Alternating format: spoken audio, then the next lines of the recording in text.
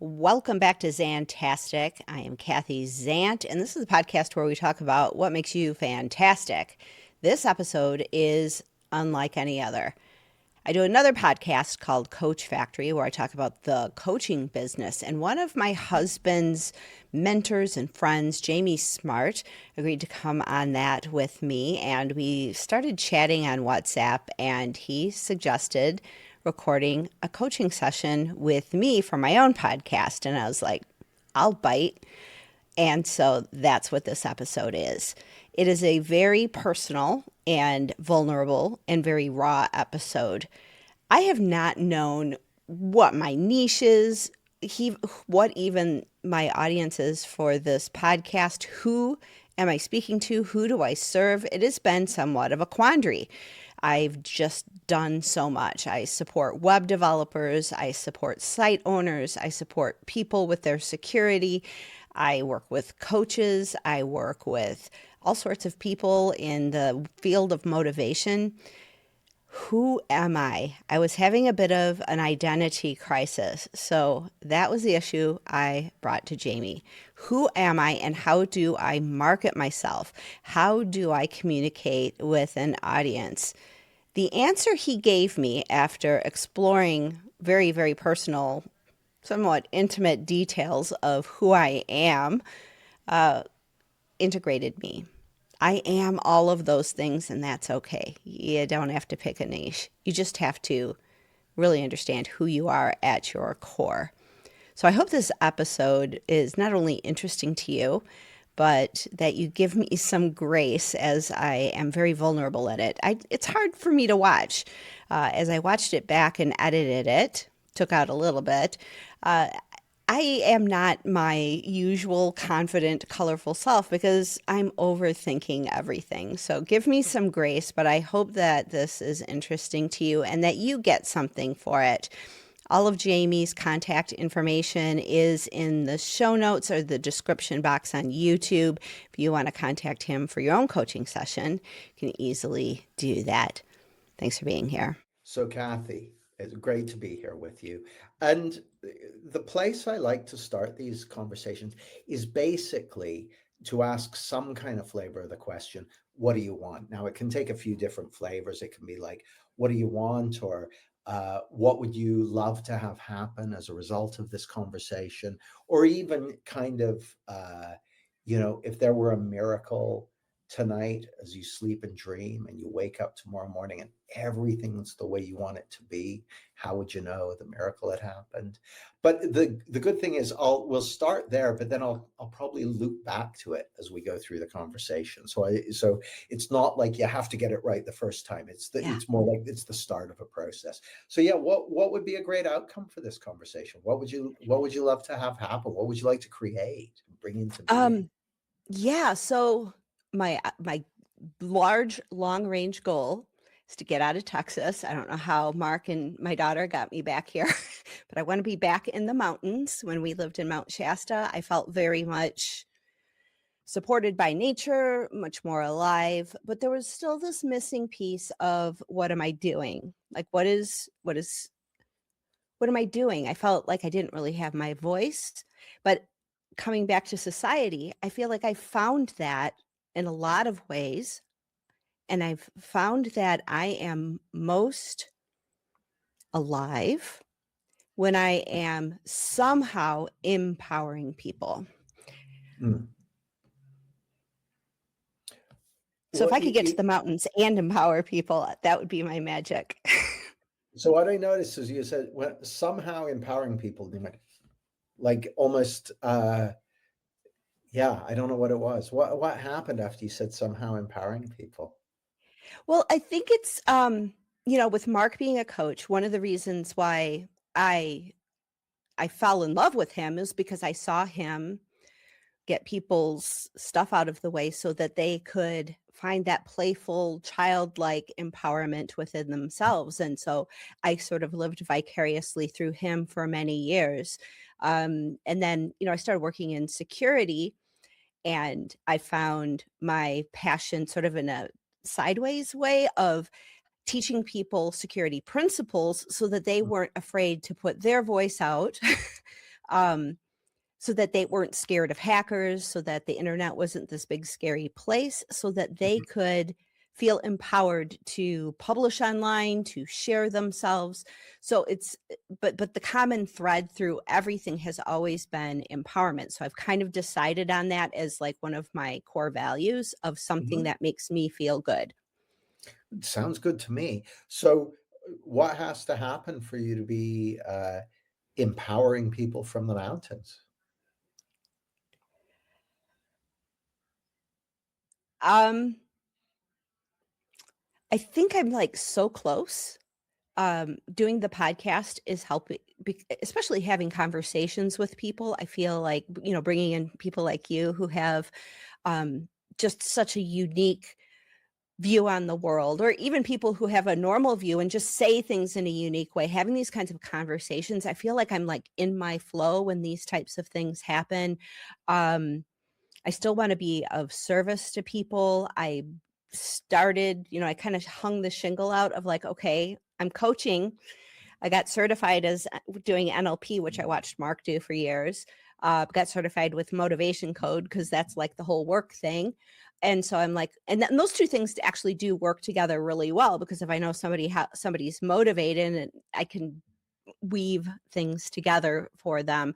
So I feel like coaching is a calling for me, and maybe like one of the reasons why I was so attracted to the work that Mark did was maybe God or spirit was like saying, you could do it too if you wanted to try. But it was like, well, it's Mark's world, and here I am doing all the tech stuff let him have his world, and now he doesn't do it anymore. And I actually kind of miss just even sitting with him at night at dinner and hearing stories of like how he helped people. So I think I miss that. I think I miss that what we talked about in the other podcast, the candle lighting, the sharing of the flame.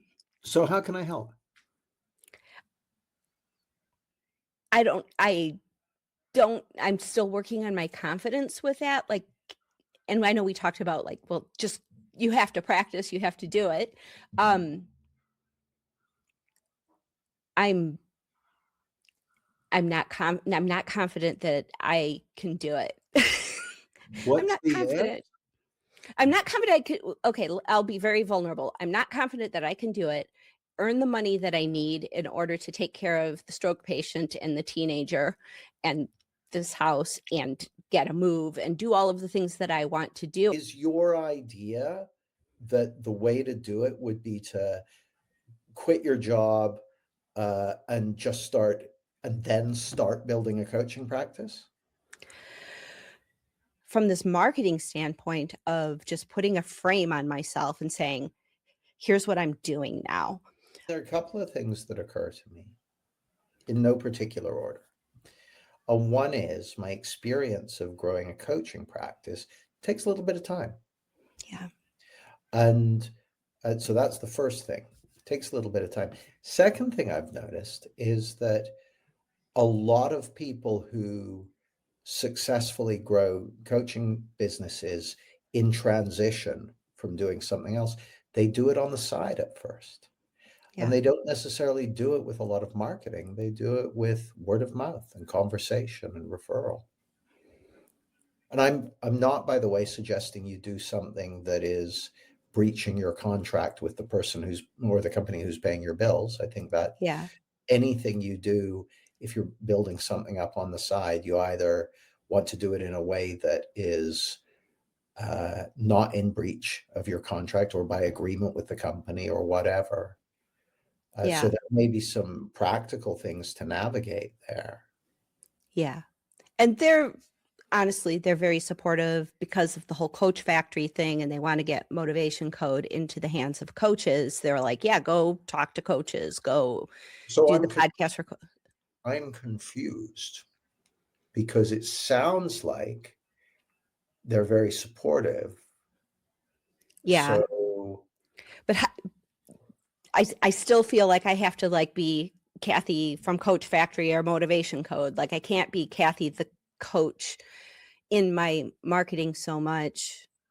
there are two different things here, and this is just me trying to understand what's going on for you. So I'm not Yeah. saying anything about what you should do.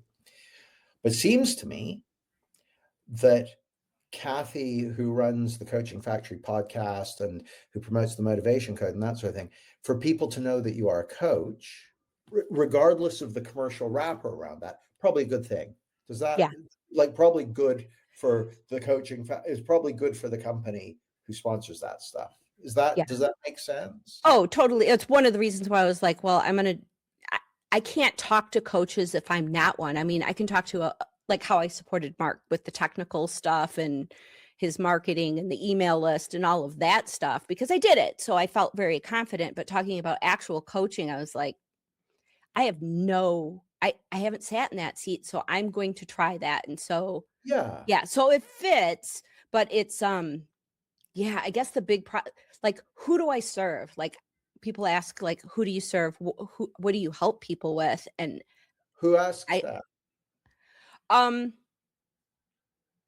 like other, like I'm talking to other coaches and like going Oh to these yeah, little like coaching groups and stuff. And don't worry about that. Don't okay. worry about that. So, a couple of things worth knowing. The first thing worth knowing, this is just as I see it, so don't take this as gospel, but as I see it, before someone is going to hire you as a coach, they've got to know you and like you and trust you. They've got to Mhm. enjoy spending time in conversation with you. So I would be, if I had to bet money on who Kathy's next 5 coaching clients are, I'd be like, I'm going to be betting it's people she already knows. Yeah. So this is people who don't need to be marketed to. This is people who are unlikely to say, who do you serve and what do you help them with? They're going to be people who you're having conversations with about them and what they want and about what they care about and what their challenges and issues and problems are. And you're going to have an opportunity to see if there's something you can help them with. Yeah. Does that make sense? It does. And Or that's is kind that, of what I did last summer when I was doing the NLP certification. I just went to Facebook and it's like, anybody want to do some free coaching with me? And yeah. I got tons of people who signed up, you know, so, and I did. I helped people. I know I did. Um, yeah, but it was just like these one-off sessions. It was the same problem Mark had, but that was Mark because Mark was, I don't want to hear about their saying, I don't want to sell like 6 months of coaching because if I have to listen to somebody about the same problem week after week, I can't do it. I want to get in there, change them, be done. And so that was his Yeah. thing. But um, that's not how people coach. And so I don't have a model of like, and then other people are telling me, oh, you need to have an offer. You need to have a high ticket offer. And then, Yeah, because I I don't know put if out, that's true either. yeah, Um, so so here's what I've seen for what I what I call baby coaches, coaches who are just starting out. And there's no shame in just starting out. Everyone who's a really good, super successful, very skillful, highly transformative and impactful coach today was once a baby coach. They were yeah, starting out, they were excited about it, they were new at it, they didn't have much experience doing it. And because they didn't have much experience doing it, they didn't really have a good sense of who they did and didn't like working with, what they could and couldn't help with, what the edges of their ability were, what they could count on, what they couldn't count. All that stuff was still to be discovered. And so, if I had to just make some suggestions, one of my suggestions would be do whatever you need to do to be doing a lot of coaching. You yeah, want to be working uh, you want to be working coaching people. You want to get a lot of reps in. yeah. You want to clock up those coaching hours because you're going to learn so much from coaching people. You said you'd done that with when you're learning NLP. How much coaching have you done? Less than 100 hours. Okay, well, that's fine. So, I mean, 1 hour is less than 100 hours, and 90 Yeah. minutes hours is less than I'd say, 100 hours. Whereabouts on the like spectrum are you? for a few weeks, it was like a 10 hours a week of talking to people and helping people. So I'd say we'll say 50 to 60. Okay, great. So that's a good start. You now, just out of curiosity, how much space do you have for coaching at the moment? Per week or per month, whatever it is. How many hours? Right now, the way my life is, probably 10, A week? 10 a week. Great. Okay. So for you, right now, 10 hours a week equals full. Hmm. Okay, that's a full practice. Now, I don't know if for you 10 hours a week means 10 clients that you see once a week, or it means 5 clients you see once a week for 2 hours, or it means 20 clients that you see once every other week for an hour. So I don't know how many clients full. I know that full is 10 hours a week. I don't know Yeah. how many clients that is. How many clients is full? I would imagine, see, I don't even know how to structure that. Um, but let's say I would meet with somebody weekly, maybe twice a month. Okay, great. For how long? That's a good question. I don't know. Well, so this is beautiful, Kathy, because what this is showing me is that there's a bunch of stuff. Like, I'll give you, for instance, Yeah. one of my favorite ways of working with people is for 3 full days, right? Yeah. I like working with people for 3 full days. Now, those days, they're kind of weird. Like, we'll get together in the morning about 10 o'clock. I like a late start. We get together about 10 o'clock, chat for 90 minutes or 2 hours.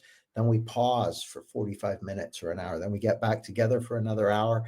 Then it's time for lunch. Then we get to take a couple hours for lunch. Then we get together for another hour or so. Then they're too tired. And so we give it a long break and get back together in the evening or whatever.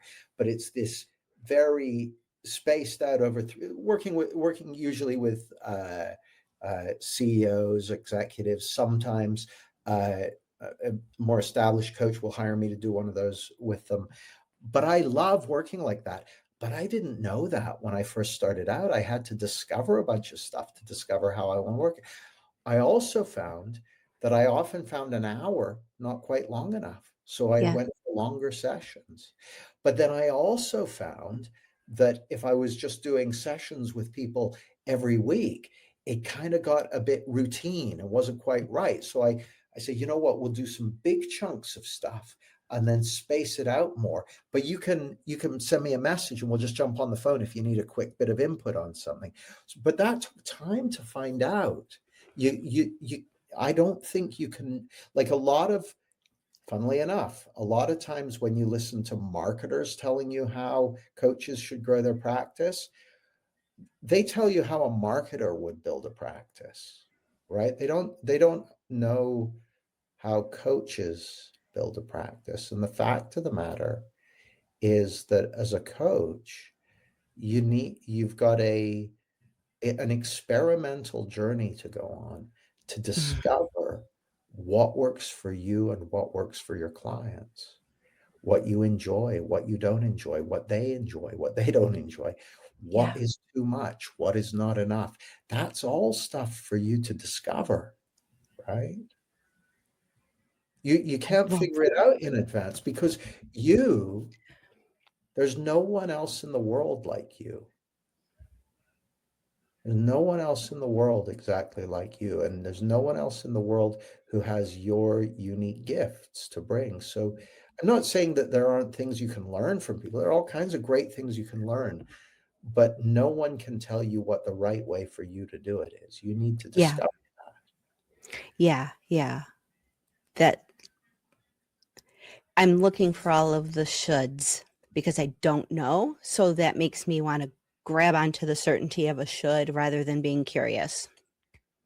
How's that going? It's very confusing and causes me anxiety.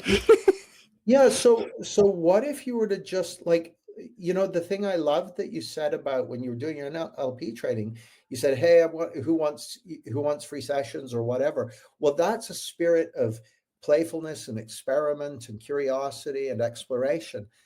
I'm not saying you should only do free sessions or something, but I'm saying you're going through a process of discovery to Yeah. find out what works for you.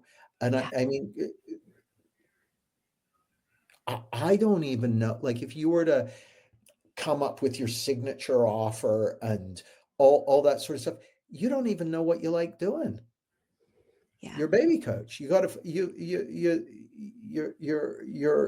and even things like niches and all that sort of stuff. Almost every coach I ever met who has a niche, they discovered their niche because they sat back one day and they went, I seem to be getting a lot of clients who are wives who are reconsidering this or that, and I really like working with them. And I notice every time I get a client who's this kind of guy who does this and this, I just don't enjoy it. So I'm not gonna try and get those people anymore, and I'm gonna go mostly for these people, and boom, boom, boom, boom. So, but they discover it; they don't figure it out in advance, and they Yeah. definitely don't take someone else's cookie cutter model to do it. Yeah. Yeah. The whole, I think my experience in the tech field has really, again, caused me a lot of anxiety because I did it so well. Like I said, my brain is my enemy sometimes because I established a reputation as probably one of the most, across the world, experts in WordPress security. There's a niche for you. That Mhm. I how did I get here? How did I fall into this? Just because I can doesn't mean I should. I rode the horse for as long as I could ride it, but still to this day, a couple weeks from now, I got to give a talk about security and AI, and I'm like, I don't want to give a talk about security and AI, but everybody knows me as that person, and so there's this part of me that's like, I should lean into that expertise that I've built, that WordPress A-lister thing. Somebody called me that, and I'm like, if I had an A-lister card, I played it in the wrong game. I'm like, what am I doing here? Well, So it's so the thing that occurs to me as I listen to you, Kathy, I'm not saying you should do this. It's funny. I have another client who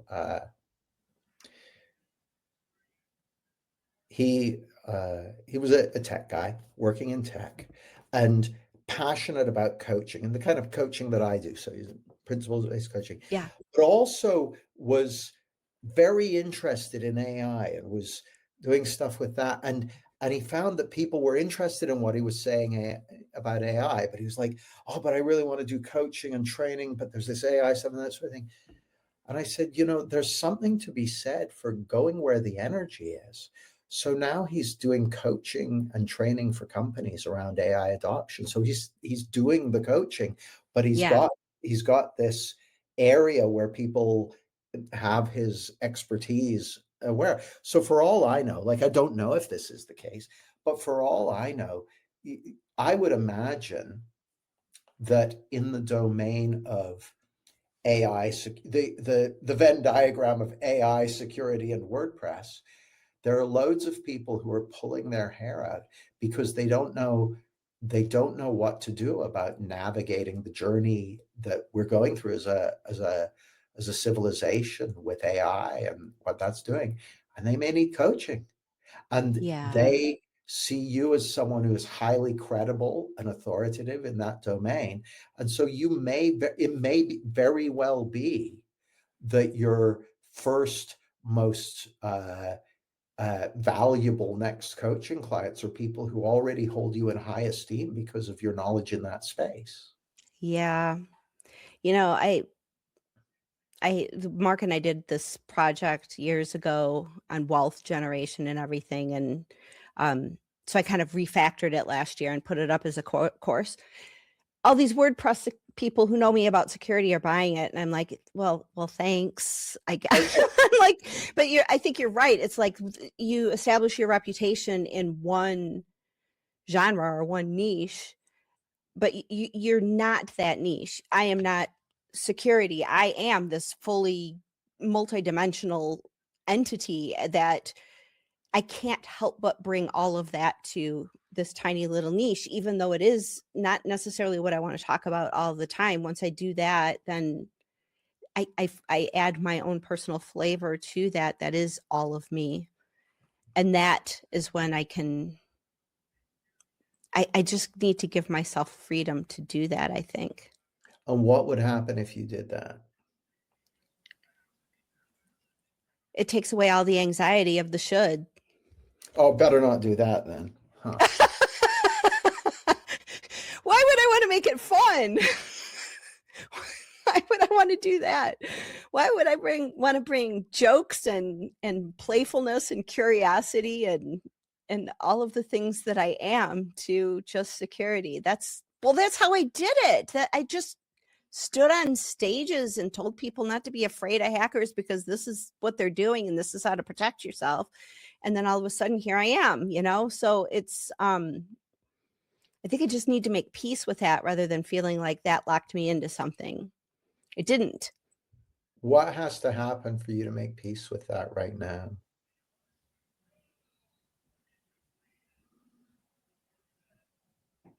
I have to re-own it. Instead of trying to put it in my past or move past it, or like I just have to. Yeah, it's the same thing with. I'm going to say through the same thing with, like, I did this YouTube channel. It's the Kathy Zant channel, and it was one morning. It was Christmas morning, and the last past breach thing had happened, and I'm making pie and potatoes and cooking, and I'm like,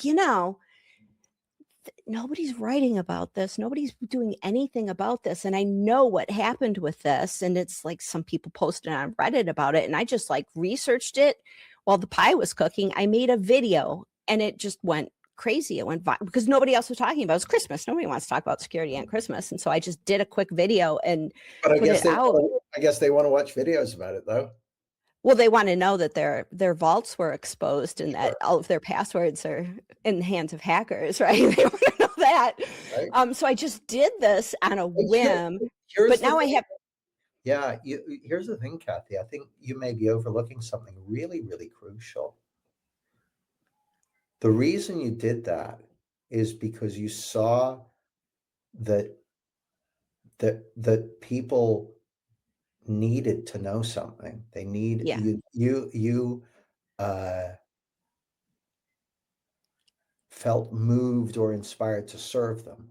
And so it didn't matter that it was Christmas. It didn't matter that you were in the middle of cooking stuff. It's like, I can figure this out. I can do it. People need this. Let's do it for them.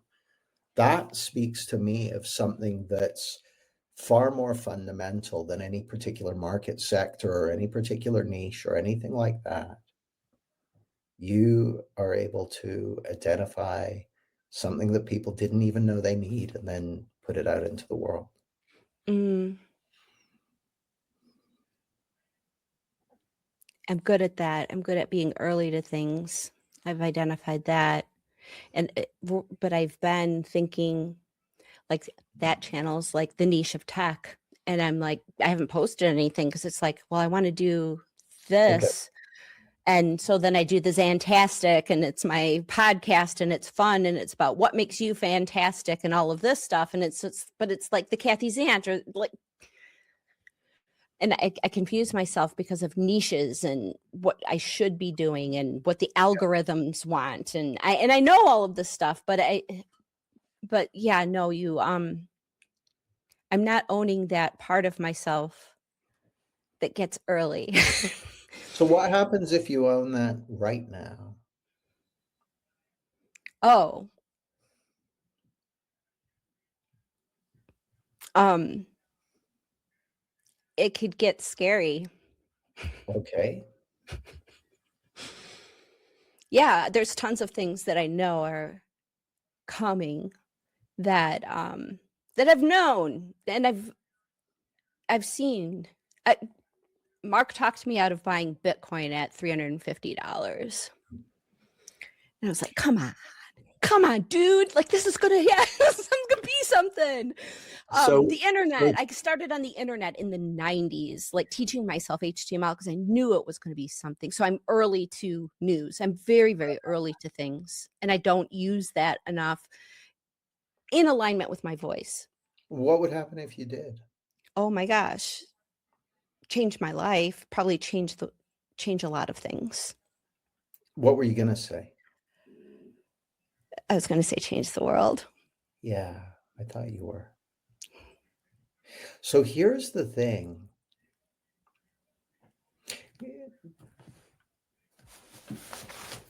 See if I got a copy of my book here. Here it is. There's this, 50 Cent. Mhm. There's this quote from 50 Cent. Check this out. He said, "The greatest fear people have is that of being themselves. They want to be 50 Cent or someone else. They do what everyone else does, even if it doesn't fit where and who they are. But you get nowhere that way. Your energy is weak and no one pays attention to you. You're running away from the one thing that you own. What makes you different? I lost that fear. And once I felt the power I had by showing the world I didn't care about being like other people, I could never go back."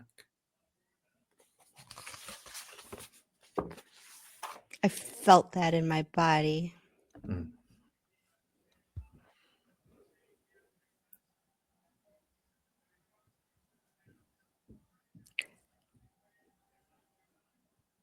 I felt that.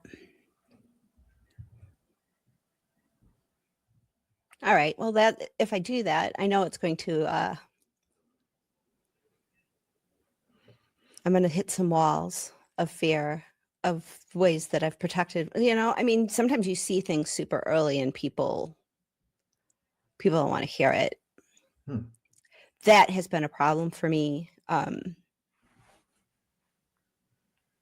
The whole pandemic and lockdowns, and like a lot of the news is starting to come out now, but it was very do not speak. Hmm. Um, yeah, I think there's been a lot of fear Breathe around. in, Even when I posted that video, go ahead. just breathe. Get air into your heart.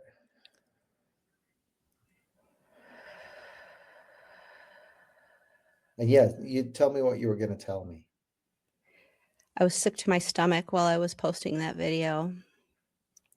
Sick to my stomach. Like literally, the only time I've ever felt that was when I was babysitting servers that were crashing. Like, and all the sites are down type of thing. Like, just horrifying anxiety of what am I doing? And I did it anyway. And I taught myself that that's okay to feel that and do it anyway. But I know that if I really start speaking up about things I see, that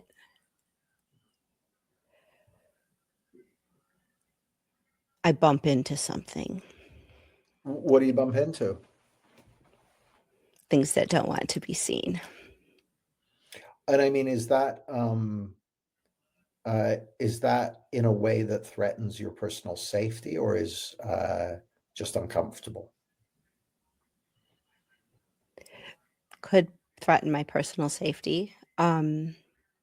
Especially like if I see stuff like in the financial markets, like I don't want to tell anybody I've never talked about Bitcoin because I never wanted anybody to know that I had it.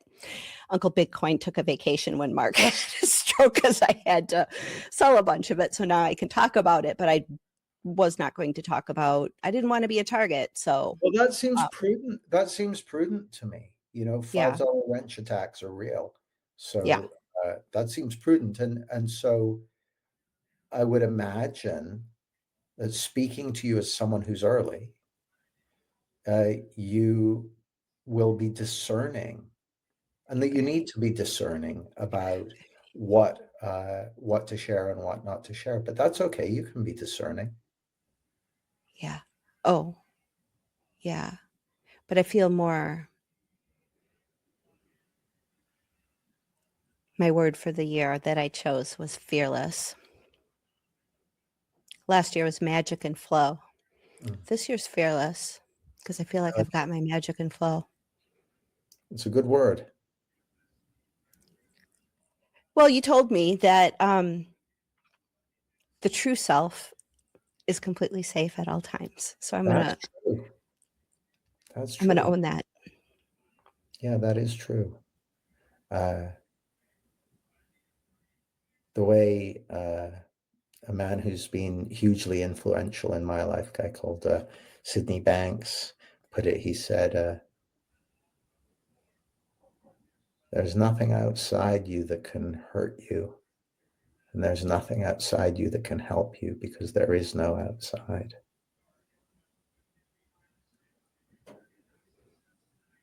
Love it.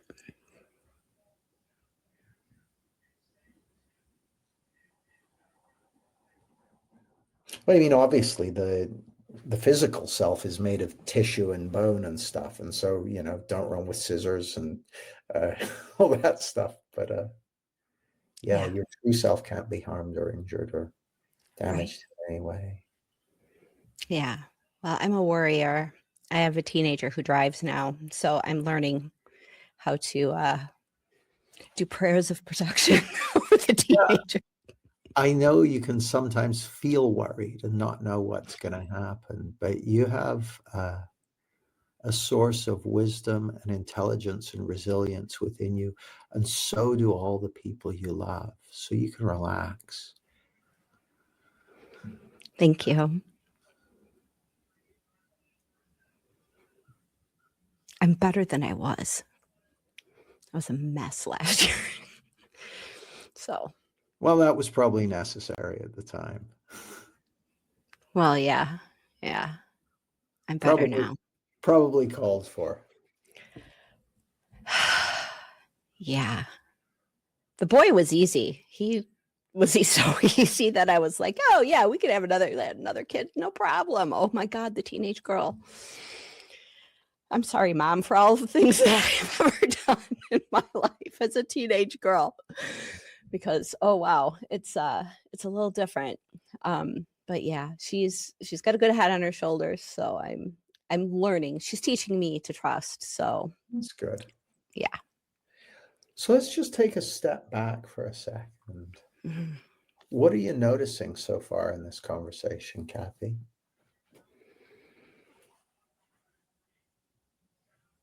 That my power comes from owning what I know about myself, what I've demonstrated for my about who I am, and that a lot of the things that have been blocking me have been anxieties that that was not enough or didn't fit into the should box, and it was a story I was telling myself.